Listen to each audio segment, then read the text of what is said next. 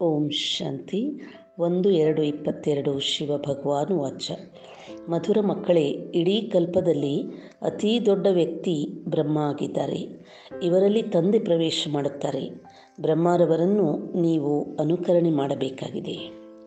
ಇವತ್ತಿನ ಮಹಾವಾಕ್ಯಗಳಲ್ಲಿ ಬಾಬಾ ಶಿವತಂದೆಯ ಚರಿತ್ರೆ ಹೇಗೆ ಯಾವಾಗ ಆರಂಭವಾಗುತ್ತೆ, ಸಾಕಾರದಲ್ಲಿ ಯಾವಾಗ ಬರ್ತಾರೆ, ಹೇಗೆ ಬರ್ತಾರೆ, ಯಾರಲ್ಲಿ ಬರ್ತಾರೆ, ಬ್ರಹ್ಮರವರ ಮಹಿಮೆಯೂ ಸಹ ಶಿವತಂದೆ ಅವರಲ್ಲಿ ಪ್ರವೇಶ ಮಾಡಿದ ನಂತರ ಹೇಗೆ ಪ್ರಸಿದ್ಧಿಯಾಗತ್ತೆ, ಯಾರಿಗೆ ಭಾಗ್ಯಶಾಲಿ ರಥ ಭಗೀರಥ ಅಂತ ಹೇಳಲಾಗುತ್ತೆ, ಅವರ ಮಹಿಮೆ ಏನು, ಶಿವತಂದೆ ಬ್ರಹ್ಮರವರ ಮೂಲಕ ಮಾಡುವಂಥ ಕರ್ತವ್ಯ ಏನು, ಜೊತೆಯಲ್ಲಿ ತಂದೆ ಕೊಡುವಂತಹ ಈ ಈಶ್ವರೀಯ ವಿದ್ಯೆಯಿಂದ ಹೇಗೆ ವಿಶ್ವದ ಮಾಲೀಕತ್ವವನ್ನು ಪಡಿತೀರಾ, ತಂದೆಯ ಜೀವನ ಚರಿತ್ರೆಯ ಮಹಾನತೆಯನ್ನು ಬಾಬಾ ಇವತ್ತು ಸ್ಪಷ್ಟವಾಗಿ ತಿಳಿಸ್ತಾರೆ. ಜೊತೆಯಲ್ಲಿ ಕರ್ಮಯೋಗ ಮತ್ತು ಕರ್ಮ ಸನ್ಯಾಸ ಎರಡರಲ್ಲಿ ಇರುವಂಥ ವ್ಯತ್ಯಾಸ ಏನು, ತಂದೆ ಬಂದು ಹೇಗೆ ರಾಜಯೋಗದಲ್ಲಿ ಕರ್ಮಯೋಗವನ್ನು ಅಳವಡಿಸಿ ಶಿಕ್ಷಣವನ್ನು ನೀಡ್ತಾರೆ, ಇದರಿಂದ ಮುಕ್ತಿ ಜೀವನ್ಮುಕ್ತಿಯನ್ನು ಹೇಗೆ ಪಡ್ಕೊಳ್ತೀರಾ, ಮತ್ತು ಕೃಷ್ಣನ ಆತ್ಮನೇ ಇನ್ನೊಂದು ನಾಮರೂಪದಿಂದ ಈಗ ಶಿವತಂದೆಯಿಂದ ಜ್ಞಾನವನ್ನು ಪಡೀತಾ ಪುನಃ ಸುಂದರರಾಗುವಂಥ ಪುರುಷಾರ್ಥ ಮಾಡ್ತಾ ಇದ್ದಾರೆ. ಈ ಎಲ್ಲ ರಹಸ್ಯಗಳನ್ನು ಇವತ್ತು ತಂದೆ ತಿಳಿಸ್ತಾರೆ. ಬಾಬಾ ಹೇಳ್ತಾರೆ, ತಂದೆ ನಿರಾಕಾರಿ ನಿರಹಂಕಾರಿಯಾಗಿದ್ದಾರೆ. ಹಾಗೆ ಬ್ರಹ್ಮರವರು ಸಹ ಸಾಕಾರದಲ್ಲಿದ್ದರೂ ಸಹ ನಿರಹಂಕಾರಿಯಾಗಿದ್ದಾರೆ. ಬಹಳ ದೊಡ್ಡ ವ್ಯಕ್ತಿಯಾದರೂ ಸಹ ಸಾಧಾರಣ ರೂಪದಲ್ಲಿದ್ದಾರಲ್ವ.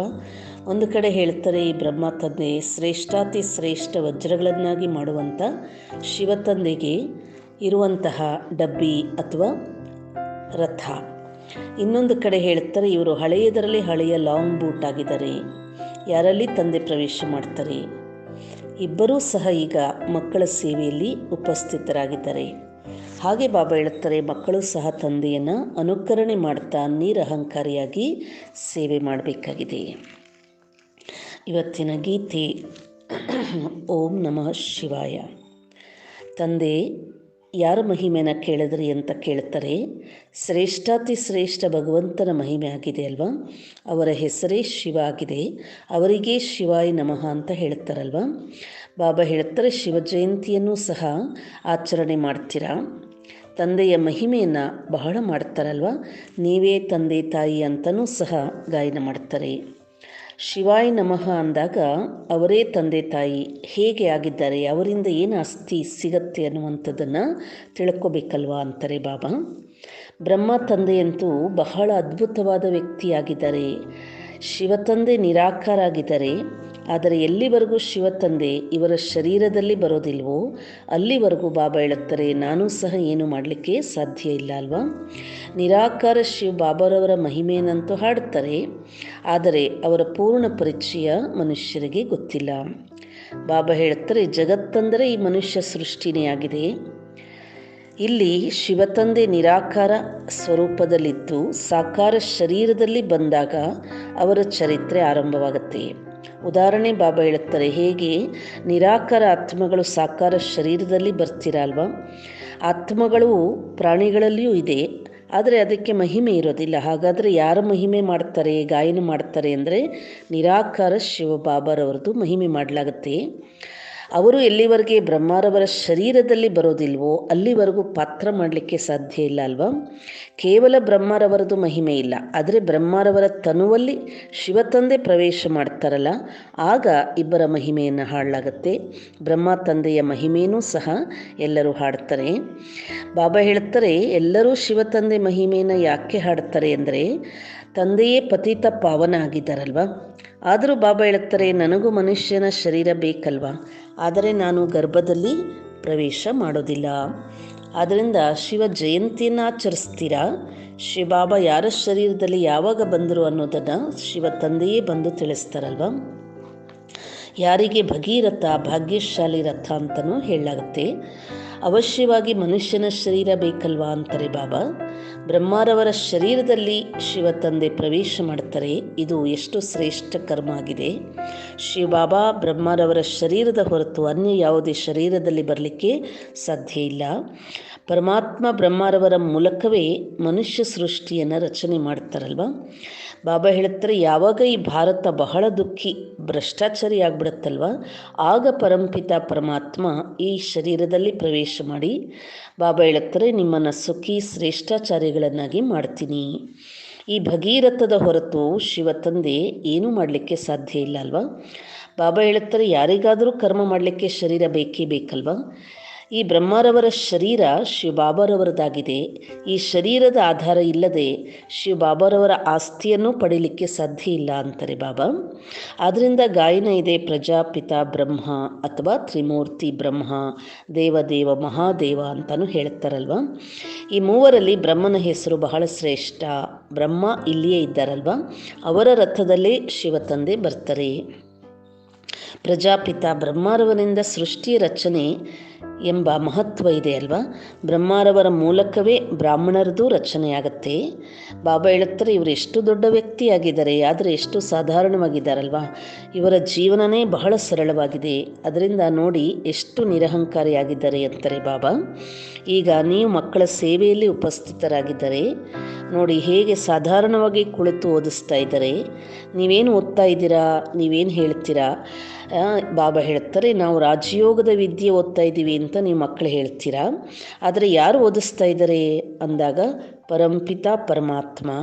ಚಿಕ್ಕವರು, ದೊಡ್ಡವರು, ಯುವಕರು, ವೃದ್ಧರು ಎಲ್ಲರೂ ಓದ್ತಾ ಇದ್ದೀರಲ್ವ. ಆದ್ದರಿಂದ ಬಾಬಾ ಹೇಳುತ್ತಾರೆ, ಇದು ಈಶ್ವರೀಯ ಕಾಲೇಜ್ ಆಗಿದೆ. ಮನುಷ್ಯರಿಂದ ದೇವತೆಗಳನ್ನಾಗಿ ಅಥವಾ ವಿಶ್ವದ ಮಾಲೀಕರನ್ನಾಗಿ ಮಾಡುವಂಥ ವಿದ್ಯೆಯಾಗಿದೆ. ಇಲ್ಲಿ ನಾವು ಓದಲಿಕ್ಕೆ ಬಂದಿದ್ದೀವಿ ಅನ್ನುವಂಥದ್ದು ನಿಮ್ಮ ಮಕ್ಕಳಿಗೆ ಅರಿವಿದೆ ಅಲ್ವಾ ಅಂತಾರೆ. ಅಥವಾ ವಿಶ್ವದ ರಾಜ್ಯಭಾಗ್ಯವನ್ನು ಪಡೀಲಿಕ್ಕೆ ಬಂದಿದ್ದೀವಿ. ಬಾಬಾ ಹೇಳ್ತಾರೆ, ಈ ವಿದ್ಯೆಯ ಹೊರತಾಗಿ ನೀವು ವಿಶ್ವದ ಮಾಲೀಕರಾಗಲಿಕ್ಕೆ ಸಾಧ್ಯನೇ ಇಲ್ಲ. ಬಾಬಾ ಹೇಳ್ತಾರೆ, ಈ ಭಾರತ ಮೊದಲು ಶಿವಾಲಯವಾಗಿತ್ತು. ಈ ಭಾರತ ಶಿವಾಲಯ ಪುನಃ ಆಗಬೇಕು ಅಂದರೆ ಶಿವ ತಂದೆ ಕೊಡುವಂಥ ಈ ವಿದ್ಯೆಯಿಂದನೇ ಸಾಧ್ಯ.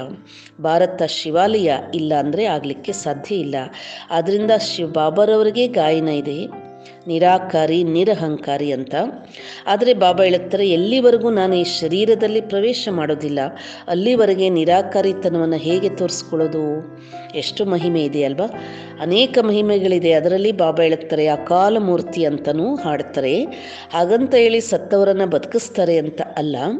ನಿಮ್ಮ ಮಕ್ಕಳಿಗೆ ಬಹಳ ನಶೆ ಇರಬೇಕು, ನಮಗೆ ಪರಂಪಿತ ಪರಮಾತ್ಮ ತಂದೆಯೇ ಓದಿಸ್ತಾ ಇದ್ದಾರೆ ಅಂತ. ಶಿವ ಅಥವಾ ವಿಷ್ಣು ಪ್ರಜಾಪಿತ ಆಗಿದ್ದಾರೆ ಅಂತ ಅಲ್ಲ, ಇದು ಸಾಧ್ಯ ಇಲ್ಲ. ಬ್ರಹ್ಮ ಇಡೀ ಮನುಷ್ಯ ಸೃಷ್ಟಿಯ ಪಿತ ಆಗಿದ್ದಾರೆ, ಹಾಗೂ ಆತ್ಮಗಳ ಪಿತ ಶಿವ ತಂದೆ ಆಗಿದ್ದಾರೆ. ಈ ಮಾತನ್ನು ಬಾಬಾ ಹೇಳುತ್ತಾರೆ, ನೀವು ತಿಳ್ಕೊಂಡಿದ್ದೀರಾ. ತಾನು ಆತ್ಮ ಎಂಬುದನ್ನೇ ಮನುಷ್ಯರು ತಿಳ್ಕೊಂಡಿಲ್ಲ. ಅದರಿಂದ ಬಾಬಾ ಹೇಳುತ್ತಾರೆ, ಈ ರಹಸ್ಯವನ್ನು ಮನುಷ್ಯರು ಹೇಗೆ ತಿಳ್ಕೊಳ್ತಾರೆ. ಬಾಕಿ ಹೇಳ್ತಾರೆ ಪುಣ್ಯಾತ್ಮ ಪಾಪಾತ್ಮ ಅಂತ, ಜೊತೆಯಲ್ಲಿ ನಾನೇ ಪರಮಾತ್ಮ ಅಂತಲೂ ಕೆಲವರು ಹೇಳ್ಬಿಡ್ತಾರೆ. ಇದು ಒಂದು ರೀತಿ ತಮಗೆ ತಾವೇ ಮೋಸ ಮಾಡ್ಕೊಂಡಂಗಲ್ವಾ ಅಂತ ಹೇಳ್ತಾರೆ ಬಾಬಾ. ಬಾಬಾ ಹೇಳ್ತಾರೆ, 5000 ವರ್ಷಗಳ ಮೊದಲು ಶಾಂತಿ, ಪವಿತ್ರತೆ, ಸಂಪತ್ತು ಎಲ್ಲ ಇತ್ತು. ಈಗ ತಂದೆ ಹೇಳ್ತಾರೆ, ನಾನು ಬಂದು ಎಲ್ಲರಿಗೂ ಜ್ಞಾನವನ್ನು ನೀಡ್ತೀನಿ. ತಂದೆಯ ಜೀವನ ಚರಿತ್ರೆಯನ್ನು ತಂದೆಯಿಂದನೇ ತಿಳ್ಕೊಳ್ಬೇಕಾಗತ್ತಲ್ವ. ಈಗ ನಿರಾಕಾರನ ಜೀವನ ಚರಿತ್ರೆ ಹೇಗೆ ಸಾಧ್ಯ ಅಂದಾಗ, ಯಾವಾಗ ಸಾಕಾರದಲ್ಲಿ ಬರ್ತಾರೆ ಆಗಲೇ ಜೀವನ ಚರಿತ್ರೆ ಸಾಧ್ಯವಾಗುತ್ತೆ. ಕೇವಲ ಆತ್ಮನ ಜೀವನ ಚರಿತ್ರೆ ಸಾಧ್ಯ ಇಲ್ಲ.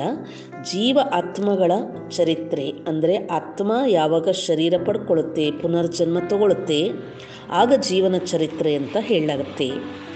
ಬಾಕಿ ಬಾಬಾ ಹೇಳ್ತಾರೆ, ಲೌಕಿಕದಲ್ಲಿ 84 ಜನ್ಮ ಲಕ್ಷ ಜೀವರಾಶಿಗಳಲ್ಲಿ ಬರ್ತಾರೆ ಅಂತ ಹೇಳಿಬಿಟ್ಟಿದ್ದಾರೆ. ಇದು ಸಾಧ್ಯ ಇಲ್ಲ. ಬಾಕಿ ಬಾಬಾ ಹೇಳ್ತಾರೆ, ನಾನು ಬ್ರಹ್ಮನ ಶರೀರದಲ್ಲಿ ಬಂದು ನೀವು ಮಕ್ಕಳಿಗೆ ಎಲ್ಲ ವೇದಶಾಸ್ತ್ರಗಳ ಸಾರವನ್ನು ತಿಳಿಸ್ತೀನಿ, ಜೊತೆಗೆ ರಾಜಯೋಗವನ್ನು ಕಲಿಸ್ತೀನಿ, ಸೃಷ್ಟಿಯ ಆದಿಮಧ್ಯ ಅಂತ್ಯದ ರಹಸ್ಯವನ್ನು ತಿಳಿಸ್ತೀನಿ. ಯಾವುದನ್ನು ಬಾಬಾ ಹೇಳುತ್ತಾರೆ, ದೊಡ್ಡ ದೊಡ್ಡ ಋಷಿ ಮುನಿಗಳೇ ತಿಳ್ಕೊಂಡಿರಲಿಲ್ಲ ಅಂದಮೇಲೆ ನಂತರ ಬಂದವರು ಹೇಗೆ ತಿಳ್ಕೊಳ್ಳಿಕ್ಕೆ ಸಾಧ್ಯ. ಅಂದರೆ ಈ ರಹಸ್ಯ ಎಲ್ಲ ಶಿವ ತಂದೆಯೇ ನಮಗೆ ತಿಳಿಸ್ಲಿಕ್ಕೆ ಸಾಧ್ಯ ಅಲ್ವಾ. ಬಾಬಾ ಹೇಳ್ತಾರೆ, ನೋಡಿ, ದೊಡ್ಡವರಲ್ಲಿ ದೊಡ್ಡ ವ್ಯಕ್ತಿ ಬ್ರಹ್ಮ ಬಾಬಾ ಎಷ್ಟು ಸರಳವಾಗಿದ್ದರೆ, ಶ್ರೇಷ್ಠಾತಿ ಶ್ರೇಷ್ಠ ವಜ್ರಗಳನ್ನಾಗಿ ಮಾಡುವವರು ತಂದೆ. ಇವರು ಈ ತಂದೆ ಇರುವಂಥ ಡಬ್ಬಿ ಅಥವಾ ಬಾಕ್ಸ್ ಅಥವಾ ರಥ ಆಗಿದ್ದಾರೆ ಅಂತ ಹೇಳ್ಬೋದು. ಬಾಬಾ ಹೇಳ್ತಾರೆ ಇನ್ನೊಂದು ಶಬ್ದದಲ್ಲಿ, ಹಳೆಯ ಚಪ್ಪಲಿ ಅಂತಾದರೂ ಹೇಳಿ, ಯಾಕೆಂದರೆ ಹಳೆಯ ಶರೀರ ಅಲ್ವಾ. ಮೊಟ್ಟ ಮೊದಲು ಆತ್ಮ ಬಂದಾಗ ಸಂಪೂರ್ಣ ನಂಬರ್ 1 ಆಗಿತ್ತು. ಶ್ರೀ ನಾರಾಯಣನನ್ನು ನಂಬರ್ 1 ಅಂತ ಹೇಳಲಾಗತ್ತಲ್ವ. ಅವರೇ ಕೊನೆಯಲ್ಲಿ ಬಾಬಾ ಹೇಳ್ತಾರೆ ಸಾಧಾರಣವಾಗಿದ್ದಾರೆ. ಬಾಕಿ 84 ಲಕ್ಷ ಜನ್ಮಗಳಾಗಿದ್ದೇ ಆದರೆ ಕಲ್ಪದ ಆಯುಷ್ಯನ್ನು ಜಾಸ್ತಿ ಕೊಟ್ಬಿಟ್ಟಿದ್ದಾರೆ. ಹಾಗಿದ್ದರೆ ಭಾರತದಲ್ಲಿ ಬಾಬಾ ಹೇಳ್ತಾರೆ ಹಿಂದೂ ಧರ್ಮದ ಸಂಖ್ಯೆ ಭಾಳ ಆಗಬೇಕಾಗಿತ್ತು, ಆದರೆ ಇಲ್ಲ. ಭಾರತದ ದೇವಿ ದೇವತಾ ಧರ್ಮವೇ ಈಗ ಪ್ರಾಯಲೋಪ ಆಗಿದೆ ಅಲ್ವಾ. ಆದರೆ ಎಲ್ಲರೂ ಸಹ ತಮ್ಮನ್ನು ದೇವತೆಗಳಂತಲೂ ಹೇಳ್ಕೊಳ್ಳೋದಿಲ್ಲ. ಯಾಕೆಂದರೆ ದೇವತೆಗಳು ಸರ್ವಗುಣ ಸಂಪನ್ನರಾಗಿರ್ತಾರೆ. ಆದರೆ ಅವರು ಈಗ ಈ ರೀತಿ ಇಲ್ಲ ಅಲ್ವಾ.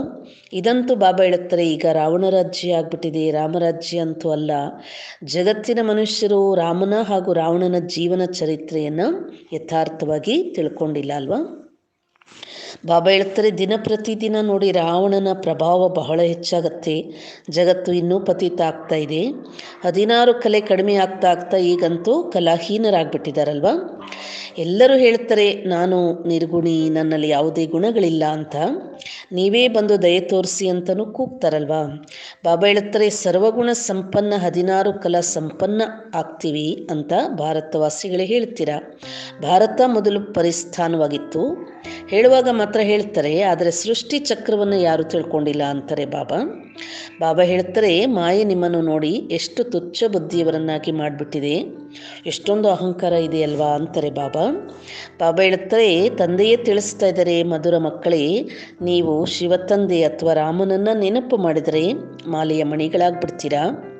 ರುದ್ರಮಾಲೆಯ ನಂತರ ವಿಷ್ಣು ಮಾಲೆ, ಭಕ್ತರ ಮಾಲೆಯಲ್ಲಿ ಭಕ್ತರ ಮಹಿಮೆ ಆಗುತ್ತೆ. ರುದ್ರಮಾಲೆಯೇ ಪುನಃ ವಿಷ್ಣು ಮಾಲೆಯಾಗುತ್ತೆ. ಇದು ಬಹಳ ಶ್ರೇಷ್ಠವಾದ ಜ್ಞಾನ ಆಗಿದೆ ಅಂತಾರೆ ಬಾಬಾ. ಸನ್ಯಾಸದಲ್ಲೂ 2 ರೀತಿ ಇದೆ. ಒಂದು ಹಠಯೋಗ ಸನ್ಯಾಸ. ಬಾಬಾ ಹೇಳ್ತಾರೆ ಕರ್ಮ ಸನ್ಯಾಸ ಅಂತೂ ಮಾಡಲಿಕ್ಕೆ ಸಾಧ್ಯ ಇಲ್ಲ. ಕರ್ಮದ ಹೊರತು ಮನುಷ್ಯರು ಇರಲಿಕ್ಕೂ ಸಾಧ್ಯ ಇಲ್ಲ ಅಲ್ವಾ. ಬಾಕಿ ಪ್ರಾಣಾಯಾಮ ಇತ್ಯಾದಿ ಮಾಡ್ತಾರೆ, ಇದು ಒಂದು ರೀತಿ ಕರ್ಮನೇ ಆಯ್ತಲ್ವಾ. ಹೀಗೆ ಅನೇಕ ರೀತಿಯ ಅಭ್ಯಾಸಗಳು ಮಾಡ್ತಿರ್ತಾರೆ. ಆದರೆ ಅದು ಯಾವುದು ರಾಜಯೋಗ ಅಂತೂ ಅಲ್ಲ, ಇದು ಹಠಯೋಗ ಆಗಿದೆ. ಹದ್ದಿನ ಸನ್ಯಾಸ ಮಾಡ್ತಾರೆ. ಆದರೂ ಬಾಬಾ ಹೇಳ್ತಾರೆ ಭಾರತದ ಪವಿತ್ರ ಧರ್ಮ ಅಂತ ಹೇಳ್ಬೋದು, ಆದರೆ ದೇವಿ ದೇವತೆಗಳಷ್ಟು ಪವಿತ್ರ ಧರ್ಮ ಬೇರೆ ಯಾವುದೂ ಇಲ್ಲ. ಬಾಕಿ ಸತ್ಯಯುಗದಲ್ಲಿ ಬಾಬಾ ಹೇಳ್ತಾರೆ ಸನ್ಯಾಸ ಮಾಡುವ ಅಗತ್ಯ ಇಲ್ಲ, ಏಕೆಂದರೆ ಅಲ್ಲಿ ಆತ್ಮಗಳು ಪವಿತ್ರ ಆಗಿರ್ತಾರೆ, ಶರೀರನೂ ಪವಿತ್ರವಾಗಿರುತ್ತೆ. ಈಗ ಆತ್ಮದಲ್ಲೇ ತುಕ್ಕು ಹಿಡಿತಾ ಕಲೆಗಳು ಕಡಿಮೆ ಆಗ್ತಾ ಈಗ ಪತಿತ ಆಗ್ಬಿಡ್ತೀರಾ. ಬಾಬಾ ಹೇಳ್ತಾರೆ ಈಗ ನೋಡಿ ಎಲ್ಲ ಆತ್ಮಗಳು ಕಬ್ಬಿಣದ ಯುಗದಲ್ಲಿದ್ದಾರೆ, ಅಂದರೆ ಆತ್ಮ ಕಪ್ಪಾಗಿದೆ, ಅಪವಿತ್ರ ಆಗಿದೆ ಅಂತ ಅರ್ಥ. ಆತ್ಮ ಪವಿತ್ರ ಆದಾಗ ಶೃಂಗಾರನೂ ಬಹಳ ಚೆನ್ನಾಗಿತ್ತು. ಆದ್ದರಿಂದ ಕೃಷ್ಣನ ಚಿತ್ರವನ್ನು ಕಪ್ಪಾಗಿ ತೋರಿಸ್ತಾರೆ, ಬಿಳಿ ಬಣ್ಣದಲ್ಲೂ ತೋರಿಸ್ತಾರೆ ಅಂತಾರೆ ಬಾಬಾ. ಅವರಿಗೆ ಶ್ಯಾಮ ಸುಂದರ ಅಂತಲೂ ಹೇಳ್ತಾರಲ್ವ. ಮೊದಲು ಭಾರತ ನೋಡಿ ಚಿನ್ನದ ಸಮಾನ ಆಗಿತ್ತು, ಈಗ ಕಬ್ಬಿಣ ಸಮಾನ ಆಗಿಬಿಟ್ಟಿದೆ. ಈಗ ತಂದೆ ಪುನಃ ಜ್ಞಾನಚ್ಯುತಿಯಲ್ಲಿ ಕೂರಿಸಿ ಸುಂದರರನ್ನಾಗಿ ಮಾಡ್ತಾ ಇದ್ದಾರೆ. ಬಾಬಾ ಹೇಳ್ತಾರೆ ಈಗ ಮುಕ್ತಿ, ಜೀವನ್ಮುಕ್ತಿ ಬೇಕು ಅಂದರೆ ಈ ವಿಕಾರಗಳ ಬಂಧನವನ್ನು ಸಮಾಪ್ತಿ ಮಾಡಬೇಕಲ್ವಾ. ಅದಕ್ಕಾಗಿ ಬಾಬಾ ಪವಿತ್ರತೆಯ ರಾಖಿಯನ್ನು ಕಟ್ಕೊಳ್ಳಿ ಅಂತಾರೆ. ಈಗ ಇದೇ ಮುಖ್ಯವಾದ ಮಾತಲ್ವಾ. ಬಾಬಾ ಹೇಳ್ತಾರೆ ನೀವು ಬ್ರಹ್ಮರವರ ಮಕ್ಕಳಾಗಿದ್ದೀರಾ, ಬ್ರಾಹ್ಮಣರಾಗದೆ ಹೊರತು ಇಲ್ಲಿ ಯಾರೂ ಬರಲ್ಲ. ನೀವು ಬ್ರಹ್ಮ ಮುಖವಂಶಾವಳಿ ಬ್ರಾಹ್ಮಣರಾಗಿದ್ದೀರಾ. ಶಿವತಂದೆ ಹೇಳ್ತಾರೆ ನನ್ನನ್ನು ನಿರಾಕಾರಿ ರೂಪದಲ್ಲಿ ಮಹಿಮೆ ಮಾಡ್ತೀರಾ, ಆದರೆ ನಾನೂ ಸಹ ಶರೀರ ಇಲ್ಲದೆ ಏನು ಮಾಡಲಿಕ್ಕೆ ಸಾಧ್ಯ ಇಲ್ಲ ಅಲ್ವಾ. ಇದು ಇವರ ಅಂತಿಮ ಜನ್ಮದಲ್ಲಿ ನಾನು ಬರ್ತೀನಿ ಅಂತ ಬಾಬಾ ತನ್ನ ಪರಿಚಯ ಹೇಳ್ತಾರೆ. ಬ್ರಹ್ಮರವರಿಂದ ಸ್ಥಾಪನೆ ಅಂದರೆ ಸತ್ಯಯುಗದ ಸ್ಥಾಪನೆ ಆಗುತ್ತೆ. ತಂದೆ ಹೇಳ್ತಾರೆ ನಾನು ಬರೋದೇ ಸಂಗಮದಲ್ಲಿ, ನೀವು ಬ್ರಾಹ್ಮಣರಿಗಾಗಿ ಈಗ ಸಂಗಮ ಯುಗ ಆಗಿದೆ, ಬಾಕಿ ಉಳಿದವರಿಗೆಲ್ಲ ಕಲಿಯುಗನೇ. ಈಗ ಎಲ್ಲರೂ ಸಹ ಘೋರ ಅಂಧಕಾರದಲ್ಲಿದ್ದಾರೆ. ಆದ್ದರಿಂದ ಬಾಬಾ ಹೇಳ್ತಾರೆ ನಾನು ಈ ಘೋರ ಅಂಧಕಾರವನ್ನು ಪ್ರಕಾಶಮಾನವಾಗಿ ಪರಿವರ್ತನೆ ಮಾಡ್ತಾ ಇದ್ದೀನಿ. ಬಾಬಾ ಹೇಳ್ತಾರೆ ಮಕ್ಕಳಿಗೆ ಗೊತ್ತಿದೆ ತಂದೆಯ ಶರೀರಿಯಾಗಿದ್ದಾರೆ ಅಂತ. ಬಾಕಿ ಕೃಷ್ಣ ಅಂತೂ ಚಿಕ್ಕ ಮಗು ಅಲ್ವಾ, ಏನೂ ತಿಳಿಸ್ಕೊಡ್ಲಿಕ್ಕೆ ಸಾಧ್ಯ ಇಲ್ಲ. ಆದರೆ ಕೃಷ್ಣನ ಆತ್ಮನೇ ಭಿನ್ನ ನಾಮರೂಪದಲ್ಲಿ ಈಗ ಶಿವ ಬಾಬಾರವರಿಂದ ಎಲ್ಲವನ್ನ ತಿಳ್ಕೊಳ್ತಾ ಇದ್ದಾರೆ. ಆದ್ದರಿಂದ ಈ ಅಂತಿಮ ಜನ್ಮದಲ್ಲಿ ಕೃಷ್ಣನಿಗೆ ಶ್ಯಾಮ ಸುಂದರ ಅಂತಲೂ ಹೇಳಲಾಗುತ್ತೆ ಅಲ್ವಾ. ಒಳ್ಳೆಯದು. ಮಧುರಾತಿ ಮಧುರ ಅಗಲಿ ಹೋಗಿ ಮರಳಿ ಸಿಕ್ಕಿರುವ ಮಕ್ಕಳ ಪ್ರತಿ ಮಾತ್ಪಿತಾ ಬಾಪ್ದಾದರವರ ನೆನಪು, ಪ್ರೀತಿ ಹಾಗೂ ಸುಪ್ರಭಾತ. ಆತ್ಮೀಯ ಮಕ್ಕಳಿಗೆ ಆತ್ಮೀಯ ತಂದೆ ನಮಸ್ತೆ, ಆತ್ಮೀಯ ತಂದೆಗೆ ಆತ್ಮೀಯ ಮಕ್ಕಳ ನಮಸ್ತೆ. ವರದಾನ: ಶಕ್ತಿಶಾಲಿ ಬ್ರೇಕ್ ಮೂಲಕ ಸೆಕೆಂಡಲ್ಲಿ ವ್ಯಕ್ತ ಭಾವದಿಂದ ದೂರವಾಗುವಂಥ ಅವ್ಯಕ್ತ ಫರಿಷ್ಠ ಅಥವಾ ಶರೀರಿ ಭವ.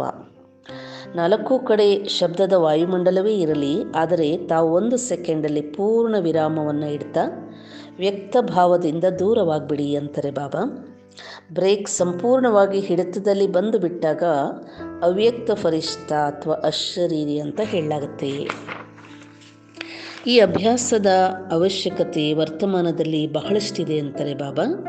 ಏಕೆಂದರೆ ಇದ್ದಕ್ಕಿದ್ದಂತೆ ಪ್ರಕೃತಿಯ ಆಪತ್ತುಗಳು ಬರುತ್ತೆ. ಆ ಸಮಯದಲ್ಲಿ ಬುದ್ಧಿ ಎಲ್ಲಿಗೂ ಹೋಗಬಾರದು. ಕೇವಲ ತಂದೆ ಹಾಗೂ ನಾನು ಅಷ್ಟೇ.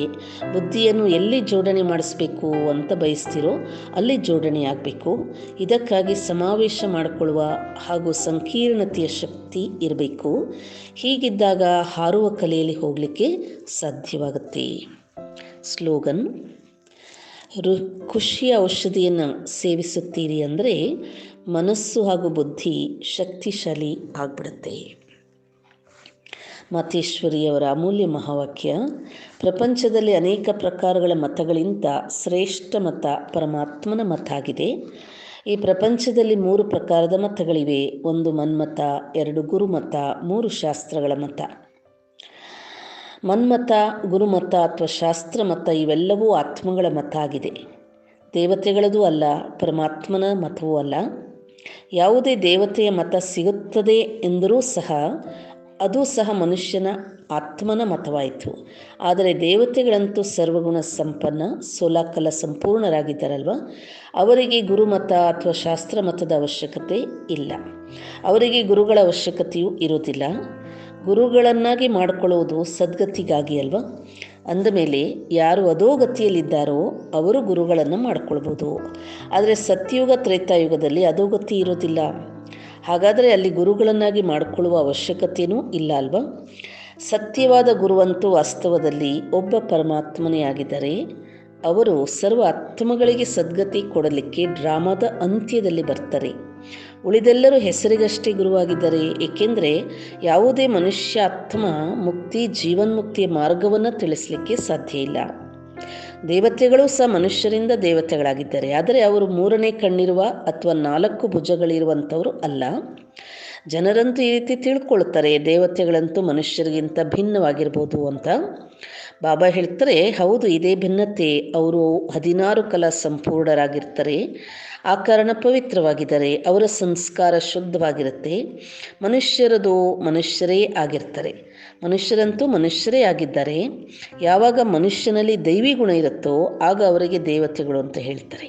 ಈಗ ನಮಗೆ ಈ ಮತವು ಪರಮಾತ್ಮನ ಮೂಲಕ ಸಿಗ್ತಾ ಇದೆ.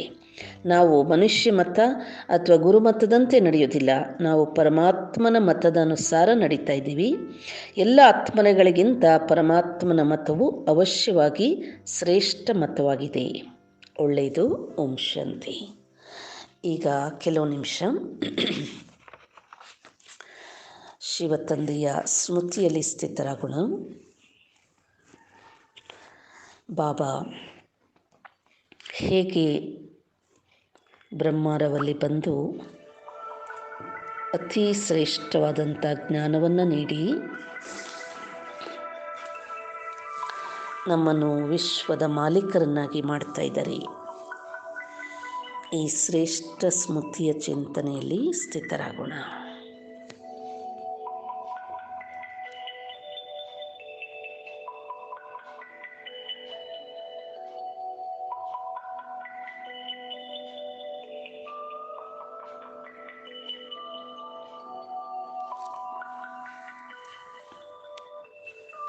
ಶ್ರೇಷ್ಠಾತಿ ಶ್ರೇಷ್ಠನಾಗಿರುವ ಶಿವತಂದೆ, ಇಡೀ ಜಗತ್ತಿನಲ್ಲಿಯೇ ಅತ್ಯಂತ ಶ್ರೇಷ್ಠ ಪಾತ್ರವನ್ನು ಮಾಡುವಂಥ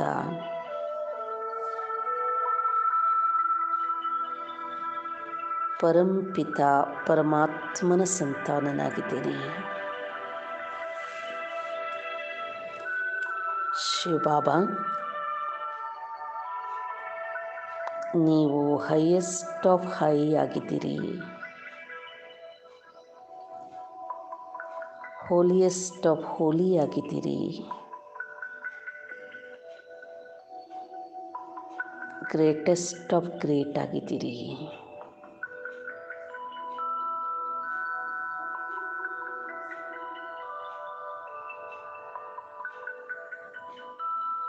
ನಿಮ್ಮ ಸನ್ಮುಖದಲ್ಲಿ ವಿರಾಜಮಾನವಾಗಿರುವ ನಾನಾತ್ಮ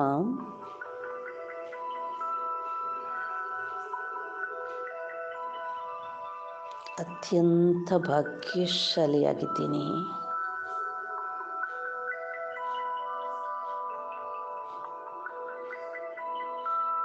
ನೀವೇ ಬ್ರಹ್ಮರವರ ರಥದಲ್ಲಿ ಬಂದು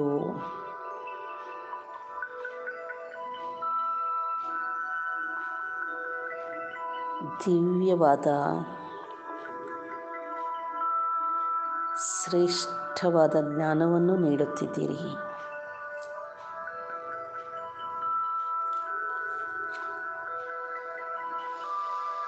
ಅತ್ಯಂತ ಅಮೂಲ್ಯವಾದ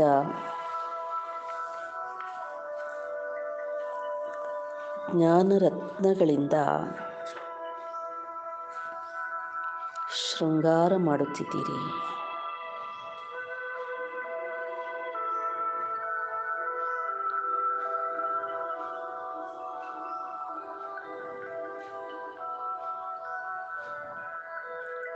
ಮನುಷ್ಯ ಸೃಷ್ಟಿಯಲ್ಲಿ ಅತ್ಯಂತ ಶ್ರೇಷ್ಠವಾಗಿರುವ ಬ್ರಹ್ಮ ತಂದೆಯಿಂದಲೂ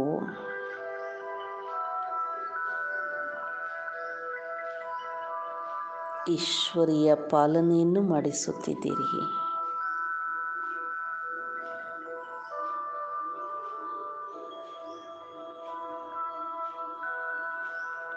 ಇದೆಂತಹ ಅದ್ಭುತ ವಿದ್ಯೆಯಾಗಿದೆ.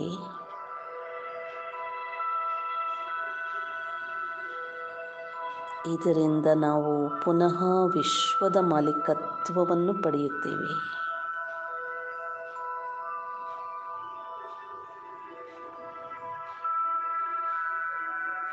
ಪ್ರಿಯ ಬಾಬಾ, ಅಜ್ಞಾನದಲ್ಲಿದ್ದಂಥ ನಮಗೆ ನೀವು ಜ್ಞಾನದ ಬೆಳಕನ್ನು ನೀಡಿ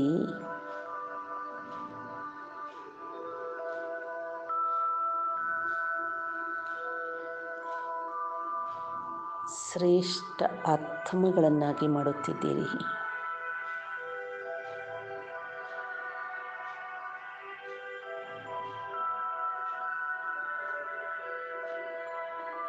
ನೀವೆಷ್ಟು ನಿರಹಂಕಾರಿಯಾಗಿದ್ದೀರಿ ಬಾಬಾ.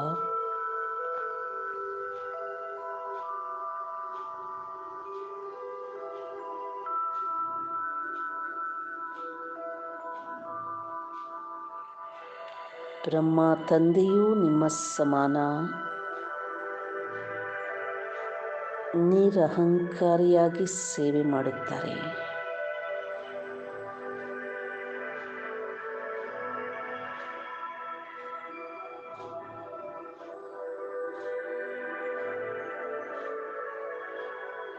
ಮಧುರಾತಿ ಮಧುರ ಶಿವ ಬಾಬಾ,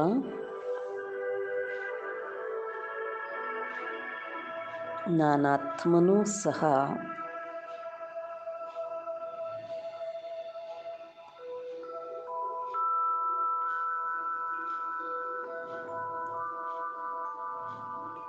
ಸದಾ ನಿರಹಂಕಾರಿಯಾಗಿ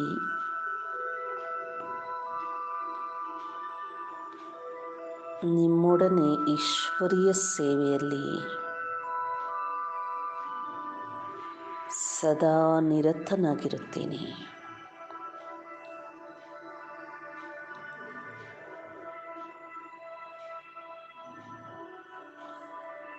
ಪ್ರಿಯ ಬಾಬಾ, ನೀವೇ ಎಲ್ಲ ಆತ್ಮಗಳನ್ನು ಪುನಃ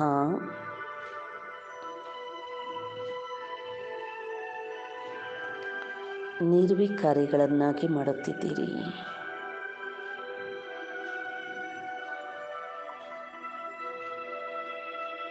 ಸುಂದರರನ್ನಾಗಿ ಮಾಡುತ್ತಿದ್ದೀರಿ.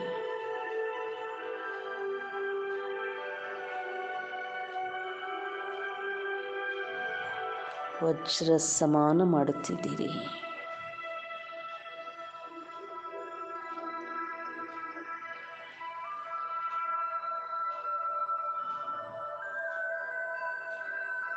ಶಿವಬಾಬಾ ನಿಮಗೆ ಅಂತರಾಳದಿಂದ ಅನಂತ ಅನಂತ ಧನ್ಯವಾದಗಳು. ಓಂ ಶಾಂತಿ.